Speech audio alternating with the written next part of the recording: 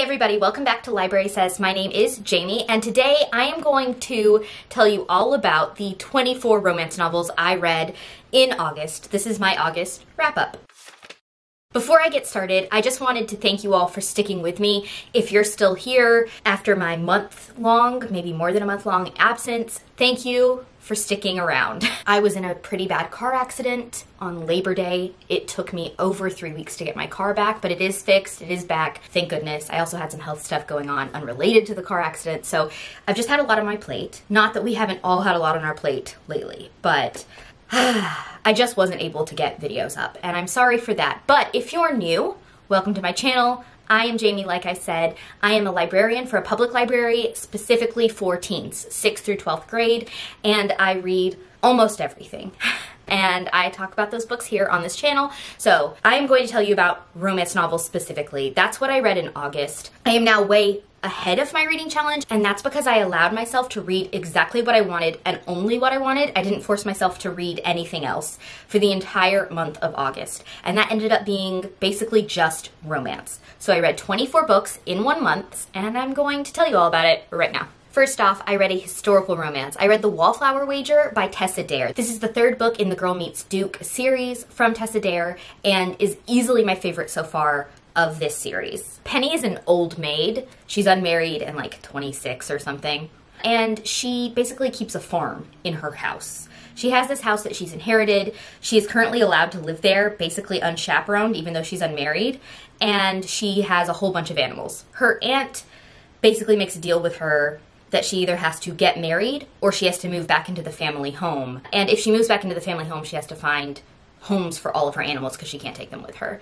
Meanwhile, an up-and-coming, like, new money type buys the house next door and is fixing it up to sell it, essentially to make a profit. What's bringing down the profits of the whole neighborhood and, like, the value of the property is Penny and her animals. They had wildfire chemistry. I was just And that's the first time I felt that way about any book in this series.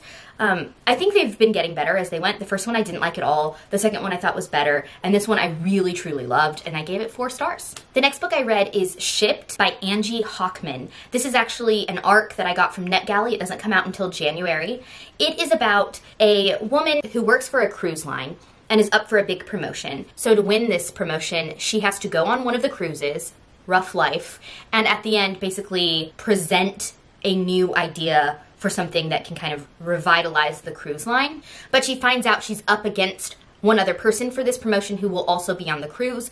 It's a man she's never met who teleworks, so she's never had to interact with him in person, but they have shared a lot of snarky emails back and forth, and they don't get along at all. And so they meet in person for the first time while on this cruise fighting for this promotion. There was a lot of potential here. It sounds like something that would be right up my alley. I love a good hate to love, the cruise ship thing. Like, it really felt like it could be a sort of love child of The Hating Game and Unhoneymooners, right? And it just kind of fell flat for me. They didn't really, the author didn't bank that hate to love chemistry, that fire, the unresolved sexual tension. It just, they didn't like each other, and then they did. And then there were a few misunderstandings that were dumb. And then it wrapped up. And I gave this one 3 stars. I will definitely read this author's future books because I think there's a lot of potential, like I said. But this one was just okay. Okay, next up, I read Midnight Sun by Stephenie Meyer. So I'm not going to get into the whole shebang here. I will link my written review that I put on Goodreads down below if you want to read all of my thoughts that I wrote out right after I finished the book. But I'll just say that I was deeply obsessed with the Twilight series when I was in 10th through 12th grade. I read Twilight and New Moon when I was in 10th grade, and those were the only 2 books that were out, and then went to the midnight release party at Borders for Eclipse and for Breaking Dawn, my 11th grade and 12th grade years. And then I went to the midnight premiere of all 5 movies. I haven't reread them in years at this point, but I was still thrilled to get some new canon content. Not that I'm unaware of the problems with Twilight. I'm very much aware of all sorts of problems happening in Twilight, but it's very much a nostalgic read for me, and I ate it all up. I just did. I loved it.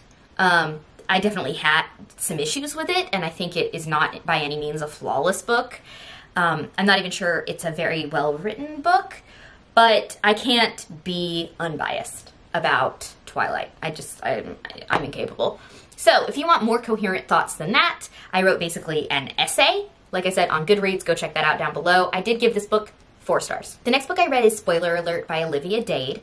This I read also as an advanced copy from NetGalley. Spoiler Alert follows April, who is a self-proclaimed fat girl, and she is a huge fan of a TV series, think like Game of Thrones. She writes fan fiction. She's very, very present in the fandom of this TV show. She tweets a photo of her in cosplay that goes viral, and she gets all sorts of hate, of course, from the fanboys who say terrible things about her weight. The star of the TV show, who plays essentially like one of the characters she's kind of obsessed with, he comes to her defense on Twitter and asks her out on a date. But they do start to fall for each other. Marcus, he's the actor, has a secret he's keeping from April. He is actually also a fan. He got into it through the book series prior to being casted in the TV show, and he also writes fanfic that basically course corrects where the TV show went wrong. But of course, he's not allowed to do that contractually, so he has to keep it a secret. And he has known April through their online personas for years, and they've been very close friends. So he has to decide whether or not to tell her that he already knows her, and he already knows a lot of personal stuff about her. Meanwhile, she has no idea. I really enjoyed this one. I thought they had excellent chemistry. I thought the fandom elements were just spot on, like so good. My only issue was that once they were together, all we ever really got from them was sex. Like, they get together and it's so good as it builds up, and then they're together and then it's just like 3 or 4 sex scenes and no conversations or anything. And then we get some like mentions of dates they've been on, but we didn't get to go on those dates with them. We just get the physical scenes. And I was kind of bummed because I really liked their interactions and I wanted more. I wanted to continue to build their emotional attachment. But even so, I really loved it. The fandom part was what was really gold about it. And I gave it 4 stars. Next up, I read A Touch of Darkness by Scarlett St. Clair. This is... Have any of you read the webcomic Lore Olympus? It's a sort of futuristic, very colorful Hades and Persephone urban fantasy sort of, I don't know, it's amazing. It's amazing. This book felt like it was trying to be sort of Lore Olympus-like, and it just failed. We are following Persephone, who is a college student who wants to be a journalist. And her first big assignment, essentially, is to do an expose on Hades, who runs a bunch of clubs, I think kind of like Vegas-y. They meet, they have an encounter, and, you know, it's Hades and Persephone, so there ends up being a bargain, and she has to go stay with him, and I just didn't think the writing was very good. I didn't care that much about the relationship. Persephone's primary character trait was sort of obnoxious, and Hades was personalityless. Like, think every Christian Grey-esque millionaire in a suit falling for the unlikely girl. Like, that was Hades. It just wasn't that well developed. So this is a trilogy. I think the second book is already out. The third is on its way. I just have no interest in continuing the series, and I gave this one 2 stars. Next up was a reread for me. It's Heated Rivalry by Rachel Reed. So this has the world's worst cover, and I initially read this because it's inspired by 2 real-life hockey players who have a legendary rivalry. And I am a fan of the team of one of these players, and I know quite a lot about the rivalry. I thought it would be interesting. I read it once a couple of years ago, and I really loved it. I reread it again this year, and I still loved it. It's a rivalry romance. It's a hate to love. On camera, we have to hate each other's guts. Behind the scenes, we're falling in love with each other. Romance. If you like hockey and you like hate to love, I would check this one out, but the cover, man, it's just so bad. Then I read another historical romance. I read Guilty Pleasures by Laura Lee Girk. Guilty Pleasures is about a woman who was raised by an archaeologist all over the place, and then when her father dies, she's sort of left destitute, but they were on their way back to England, where our main character has never been, even though her parents were both English. Her dad was going to take a job restoring some Roman ruins and starting a museum for this like wealthy, I think he's a duke, who has a sort of a pet interest in archaeology. And her father is dead, but she is probably the second best candidate for the job. So she shows up and convinces him to hire her instead, even though her father has passed away. We pick up with them a few years into this. She's desperately in love with the Duke, and he doesn't know she exists. His sister gets involved. She has like a makeover scene. I really liked where this was going. And then when they get together, it felt so forced. I'm gonna spoil this, I think. Yeah, I'm gonna spoil it. So, spoiler, they have sex after all this buildup. And then he says, okay, well, now I have to do my duty and we have to get married. And initially she says no. He convinces her. They get married. I was just never convinced from that point on that they were actually in love, that he had ever developed real feelings for her. I didn't buy it. And I was so bummed because up until that point, I was there. Like, they had me. And then, so I just gave this one 3 stars. Then I read the 3rd book in this series. They're all about different couples, also by Laura Lee Girk. This one is called The Marriage Bed. It's about the sister from the 1st book who has been married to a man that she was in love with for years. And she finds out pretty early on in their marriage that all of his professions of love were fake and he was just marrying her for her fortune. And so she left him. And it's been years, and she's called back. They have to produce an heir. So she moves back in with him, and he tries to convince her, essentially, to sleep with him. That sounds like it could be great. Like, they realize there are a lot of misunderstandings. There's a true redemption arc for him. No. He's just a cad. And he treats her deplorably the entire book. Everything she thought he did do. He was just awful. He did just lie to her. And he's been sleeping with other women the whole time they've been separated. And he doesn't even feel bad about it. Like, we never even get an apology. It's just a, well, you left me. What was I supposed to do? And then he has a sort of come to Jesus moment in the last literal 5% of the book that he does love her. No thank you. I gave this one 2 stars. Next up, I reread The Royal We by Heather Cox and Jessica Morgan. I read this several years ago when it first came out. It's essentially William and Kate fanfiction, Prince William and Kate. All of the characters are well developed. It follows them over years and years and years, and it's kind of a saga that you fall into. You just get sucked into it. And it's a long book. It's a long, long book. I'd honestly give it 5 stars up until about the 75% mark, and then it just gets a little overly dramatic for me. And there's a lot of them like breaking up and getting back together and secrets and lies and stuff, and it just like kind of turns into a soap opera at the 3/4 mark. But I still enjoyed it, and I was very excited about its sequel that just came out this year. So I gave this one 4 stars. Then I read the sequel, which is called The Heir Affair, and it picks up almost immediately after the end of the 1st book, and things that you thought had been satisfactorily wrapped up at the end haven't, and everything is still spiraling out of control. So it feels like the end of the 1st book was sort of fake, and a whole bunch of very dramatic stuff happens. And one of my favorite characters, which is Freddie, which is the book's Prince William's Harry, he gets just crapped on. It's just awful. I don't want to spoil it, but I did write a very spoilery review on Goodreads. I'll link that one down below as well if you want to check it out. I wish I could unread this, honestly. I gave it 2 stars. Okay, then I read All the Little Bones by Ellie Marney. This is a YA sort of crime-centric romance that takes place at the circus. Our main character is a teenage trapeze artist who has done something, and she is now running so the police don't find out she was connected to what happened. I don't want to spoil it.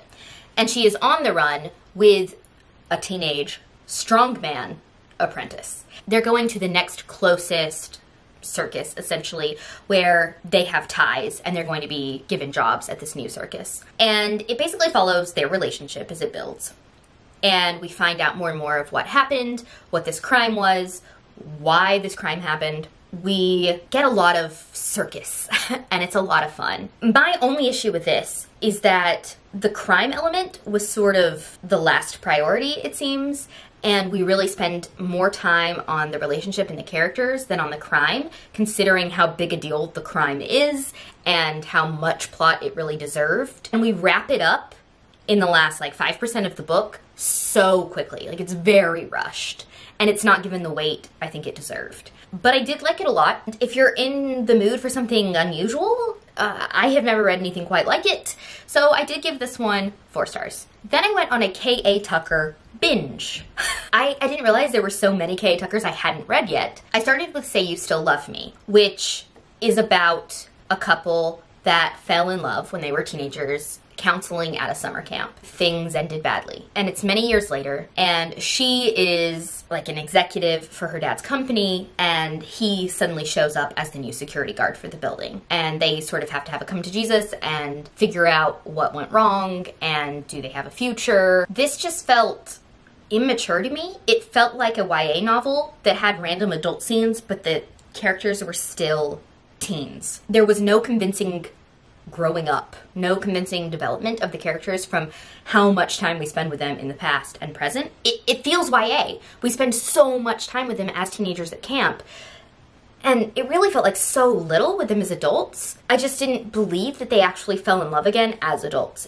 I just didn't buy it. It was also so slow and just kind of dull, and I didn't care. I just didn't care. I didn't care. I gave this one 3 stars. I don't know, maybe it deserves less than 3 stars, but for now I'm sticking with it. Then I read The Player Next Door, which she wrote and self-published during quarantine, so kudos to her because I could barely get off my couch. This one also follows a teenage romance that ended badly and a reunion as adults, but done, I think, so much more convincingly. So our main characters dated briefly over, I think, the summer in high school, and she was like head over heels for him. And at the end of summer, when they were about to go back to school, he dumps her. And on the first day of school, she catches him making out with some popular girl and is just devastated. She has a lot going on in her life. She's raised by her single mom, who she has a bad relationship with. Fast forward, she's an adult. She has come into some money and is able to purchase her dream home back in the town where she grew up, and she's going to fix it up, and it's this beautiful house in a beautiful neighborhood, and she's gotten a new job as a teacher. And her first day in the house, she realizes that this guy who broke her heart in high school lives across the street. They just had such excellent chemistry, and the build up to them getting back together. He has a lot of drama going on with an ex, and he has a son. She gets pulled into that. She also has to deal with her relationship with her mother. There's a lot of complexity to this that I thought was done really well, and I just loved this couple, and the scenes they have together are just like on fire, A+. So I gave this one 4 stars. Then I discovered K.A. West has written on the more erotic fiction side of romance under a pseudonym, Nina West. She has 2 different series. So one of these is a completed quartet. One was supposed to be a trilogy with the 3rd book coming out September. It did, but then she said it's actually going to be a quartet. There's another book coming out next year. So one of them is the Wolf Hotel series, and it follows a woman who takes a summer job as an employee at this big resort that's opening in Alaska. She meets, by accident, the owner of the resort. He requests her as his sort of like personal assistant, even though she is not in any way qualified. And it follows their relationship. It is very dramatic. It is very sexy. I enjoyed it. It doesn't have a lot of substance. It's certainly not believable, but if that sounds like something you'd be into, you probably would be into this. So go ahead and check it out. It's 4 books. They're all already out. I think they were all on Kindle Unlimited if you have that. I gave books 1 and 2 3 stars, and books 3 and 4 4 stars. So it definitely went on the upward trajectory, and I would recommend it, definitely. The next series is the Dirty Empire series. It's about a woman whose father has gone to prison for killing the man who tried to sexually assault her. So he shouldn't be there. And she is visiting him one day and meets a man whose father is in the mafia, and he was also in prison. So this man is visiting his father in prison also. That's how they meet. And it's really terrible, but basically the basis for the relationship initially is that he tells her if she moves in with him and kind of does whatever he wants, that he will ensure her father is safe while in prison and pay for him to have a really excellent lawyer. So it's completely exploitative, not a good foundation. But I will say he definitely doesn't ever force her into anything she doesn't want to do physically. And their relationship is shockingly convincing as it develops. I loved the first 2 books, didn't realize the 3rd book and what I thought was final book hadn't yet been published. Just was so upset that I had read these a month out from the 3rd book. Waited and waited and waited to read the 3rd book when it came out in September. And I will have to tell you my thoughts on that in my next wrap up, but I will say I do recommend this series if you're looking for something that is, again, unrealistic, very sexy, and whatever that is. Next up, I read another sort of hate to love romance by Vi Keeland, The Rivals. This is one that I've been seeing a lot on Goodreads. It's about two heirs to a hotel empire, essentially, who are both sent to the hotel to work together, and at the end of a certain amount of time are both going to bid on how much they're willing to spend to buy out the other person. So either his family gets the hotel or hers does at the end of things. And they sort of immediately have this sexy but I hate you thing. I dug it. I will say it was super predictable. Nothing happened I didn't see coming from a mile away. Their relationship went from hate to love very quickly.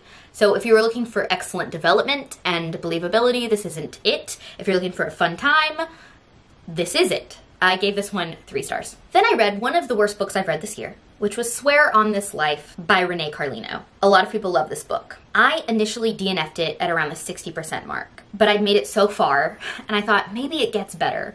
So I picked it back up and I pushed through and I did finish it. Swear on This Life follows a woman who is a writing professor who thought she'd go on to be a successful writer, but hasn't been published. And a novel has been published that is everywhere. It's gotten such press and everyone's talking about how amazing it is.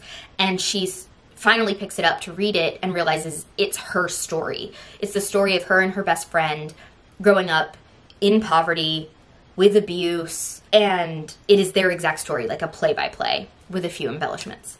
And she realizes the author, it's a pseudonym for that best friend that she hasn't seen in years, who she initially was friends with and then grew to love as they were teenagers, but they haven't seen each other in years. So we get present day development of her sort of finding this man and digging up what happened to him and their relationship developing as adults, and chapters of his book telling us what happened between them when they were kids and teenagers and what led to their separation. It sounds amazing. It is so poorly written.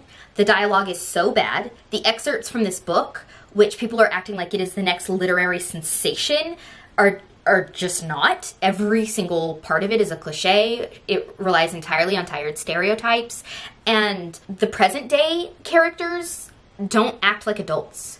They don't respond like adults. They don't have adult conversations. It's like if a 14-year-old was writing this book, this is how I think it would play out.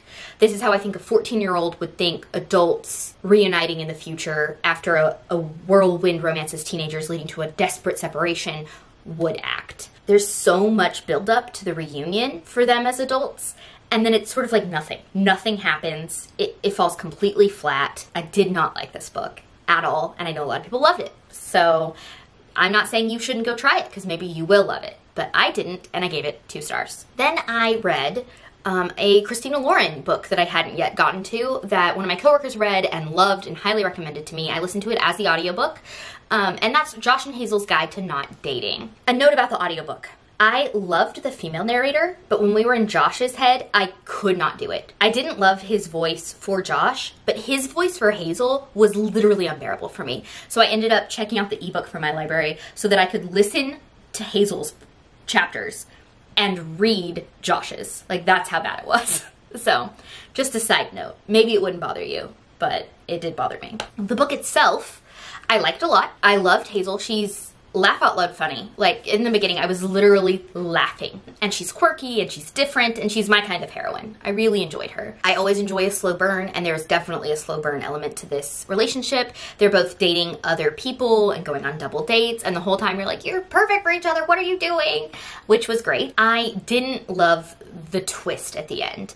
I don't want to spoil it for you, but there is a twist, and it's something that I almost never enjoy in romance novels, but is sadly common, and I just didn't think it was necessary. I would rather have developed their relationship after the I love yous, like what comes next for them, instead of getting this twist and spending this page time on it and this sort of Leave It to Beaver-esque epilogue that we get. I kind of rolled my eyes at it, and I thought it was sort of a sad way to end something that was so unique and really an interesting take on a relationship, but I did like it a lot, so even with the ending and the twist, I gave it 4 stars. Then I read yet another arc. This is Well Played by Jen DeLuca. I read this before it came out. It is out now though, so you can go get it right now if you want.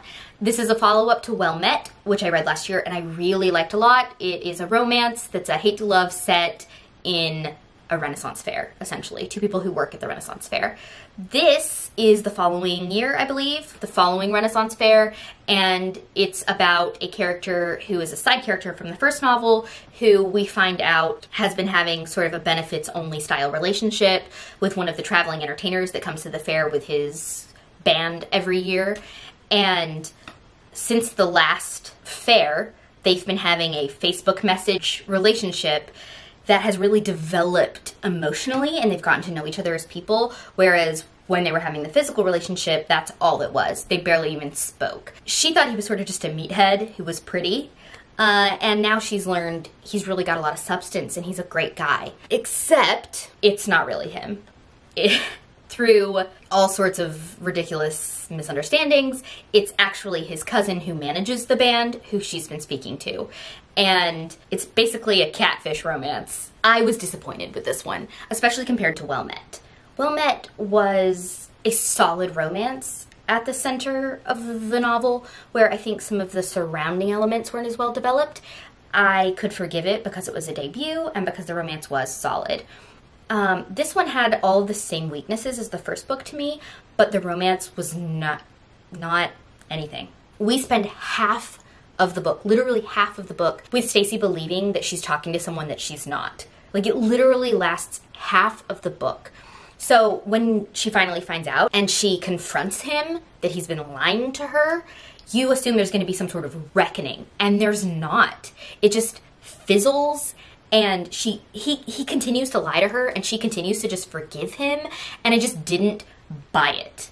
I also thought her characterization was really inconsistent, what we know about her at the beginning and how she actually plays out over the course of the novel. I was disappointed. I was very excited to be back in this world, to revisit these characters, and to get the characters from the couple, and to have more exposure to the couple from the first book. I was disappointed. I gave this one 3 stars. And then my final book of August was a really old Nora Roberts thriller romance. I've read several of hers in the past that I really enjoyed. This wasn't one of them. This is Northern Lights. I think it was published in maybe like the late 80s. I could be wrong. I'm not gonna look it up. But it's about a man who was a cop in Baltimore, and his partner was shot and killed on duty, and he has had pretty bad PTSD ever since. He takes a job as the sheriff, essentially, I think, or like the chief of police in a tiny town in remote Alaska. Sign me up for some remote Alaska romance. Except that's not really what this is. He gets there, he takes the job, and suddenly there's like a serial killer. And so he has to figure out what's going on. And meanwhile, he starts up a physical relationship with a female bush pilot, and their relationship is just physical. It is just physical. If this had been a really excellent crime thriller, I wouldn't have cared so much that the romance was really weak, but it wasn't that either. When we finally find out who done it, it was such an obscure, random character. There's no way we could have predicted it, and honestly, at first I was like, who was that again? And I had to like flip back through and remember what I knew about him, and he was just a non-character. So I didn't care about the crime element, and then when they are suddenly like in love at the end, I didn't buy it, and I didn't care about the relationship. It was a